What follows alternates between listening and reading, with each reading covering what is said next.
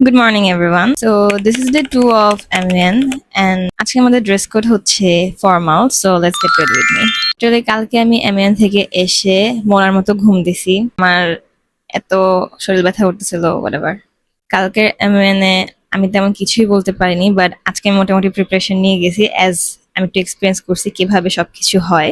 কনসালটেশনের টাইমে আমার অনেক মজা লাগছে, যেভাবে একটা কান্ট্রি আরেকটা কান্ট্রিকে মুভ করতেছিল অনেক ভালো লাগছে। It's 7:30 right now I guess, and আমি এখন তাড়াতাড়ি ড্রেস চেঞ্জ করবো কজ আমার কাছে একদমই হাতে টাইম নাই। মেকআপ ডিফারেন্ট কিছু না, আগের মতোই। অ্যাজ ইটস মনসুন, এই টাইমটাতে চুলের অবস্থা আমার এমনই থাকে। আমার কাছে দুইটা অপশন আছে। ফার্স্ট অপশন হচ্ছে এই কোটটা, এটা, অ্যান্ড সেকেন্ড অপশন হচ্ছে দিস ওয়ান।